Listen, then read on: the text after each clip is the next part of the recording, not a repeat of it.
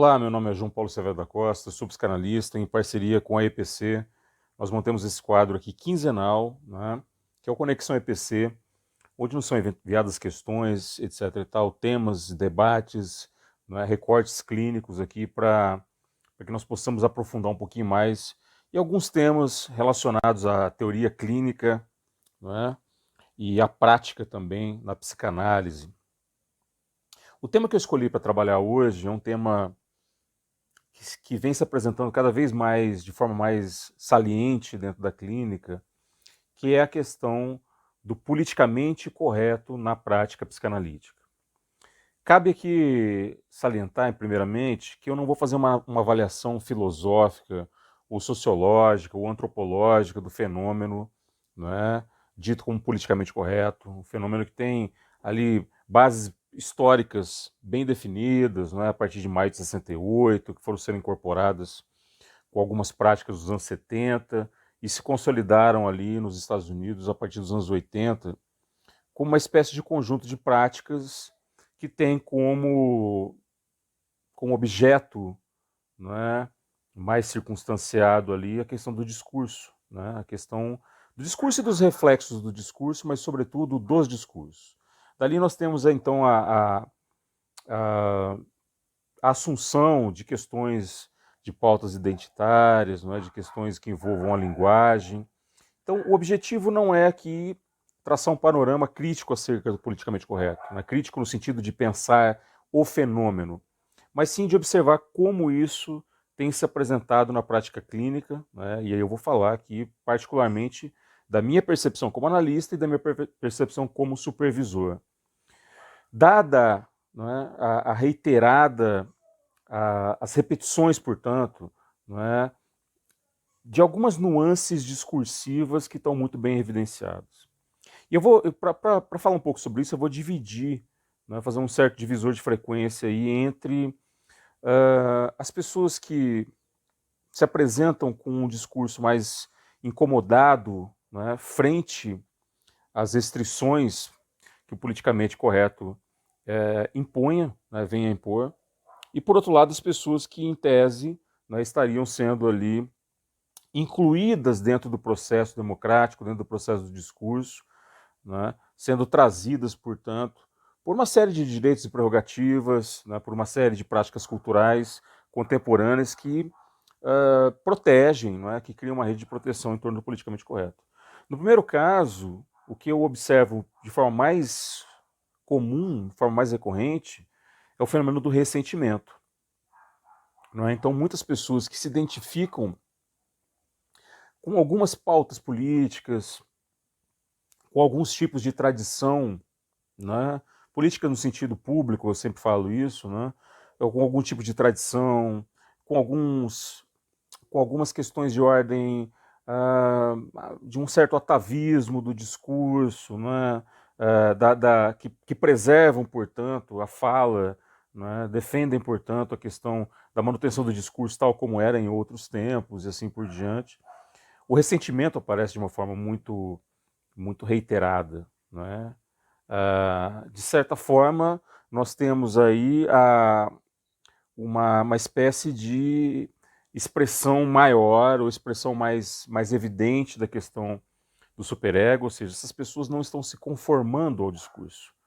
Elas estão evitando o discurso, elas estão evitando entrar na pauta, ou elas estão evitando, não é? De certa forma, cerceando as questões as quais elas não realmente não assimilaram ainda. Não assimilaram por várias razões. Não é? E eu não estou discutindo o aspecto nem jurídico, o aspecto moral disso, do ponto de vista da moral pública, mas estou falando da pessoa que está à minha frente. Não é? O que a gente vê é um ressentimento muito grande, são falas recorrentes como eu não posso mais falar nada, não é? São falas recorrentes como eu me sinto preso, eu me sinto cerceado, eu me sinto angustiado em razão disso, né? Então você vê ali a prevalência, né, essa reiteração, portanto, desse eco, né?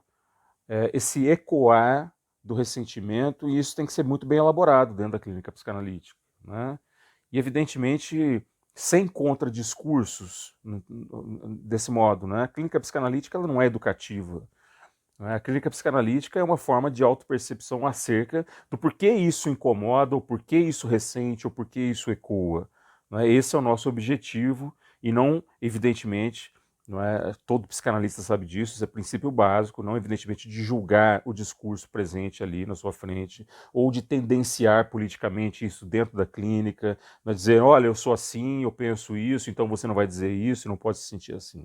Né? Eu estou aqui colocando as coisas do ponto de vista bem basilar, mas como nós estamos em épocas muito confusas, né, eu acho que é sempre válido lembrar esse princípio.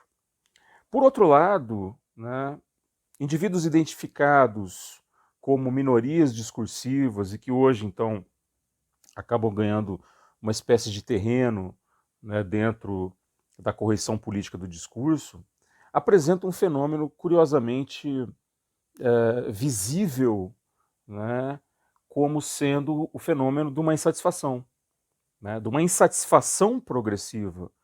Né? Como isso aparece na clínica? Aparece através de uma série de demandas que surgem a partir da ideia de que tudo o que está sendo conquistado, ou que foi conquistado a partir dos aplicativos jurídicos, políticos, econômicos, não é, sociológicos, vistos então por um aspecto sociológico, que eles ainda são insuficientes, que eles são insuficientes. Mas a grande questão, e aí colocando um posicionamento crítico nisso, que a gente percebe, é que não existe um exercício de autocrítica suficiente, né, nesse indivíduo para entender quais são as razões pelas quais ele acha isso insuficiente. Né? Então essa sensação de insuficiência, ela também passa por uma não perspectiva, de certa forma, mais crítica, mais pontual, mais precisa, não é, do que venham a ser as reais demandas dele enquanto um ser político, não é, enquanto um ser inserido, enquanto um indivíduo, portanto, inserido num discurso social. Então, o resumo, a síntese dessa questão clínica que eu cito aqui, é que de um lado nós temos os ressentidos e de outro lado nós temos os insatisfeitos. E esse fenômeno, pensar dialeticamente esse fenômeno, né, pensar a partir desses extremos, extrair sínteses, é bem interessante.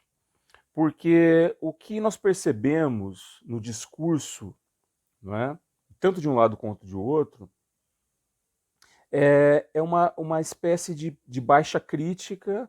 Né? Em um caso, nós temos ali a hipocrisia do discurso como sendo derivado desse cerceamento, e por outro lado, a gente tem ali também a insatisfação movida, pelo mesmo que diz respeito à fala, né? Nós não estamos falando aqui de questões mais profundas, de ordem mais profunda, mas assim, do uso desse indivíduo, do discurso do politicamente correto, como uma espécie de substitutivo para a questão do desejo. Né? O que eu quero dizer com isso?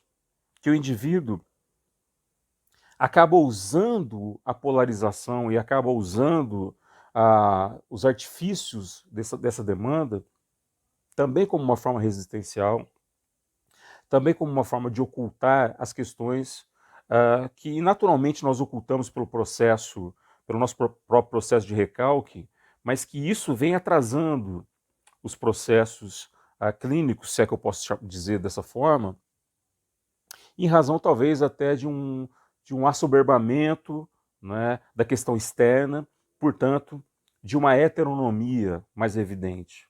E isso, evidentemente, é absolutamente contraditório com a questão da busca última da psicanálise, que é a autonomia, ou seja, falar em nome próprio, entender quais são as reais questões que geram demandas, geram sofrimentos, geram angústias, né? Não a partir da ideia de um grupo, isso vale tanto para um caso quanto para o outro, mas essencialmente a partir, né, das próprias convicções, das próprias elaborações, enfim, do que a gente espera que um processo psicanalítico produza, portanto, né? Autonomia, falar em nome próprio, criar as próprias normas, sustentar o próprio discurso, tá ok?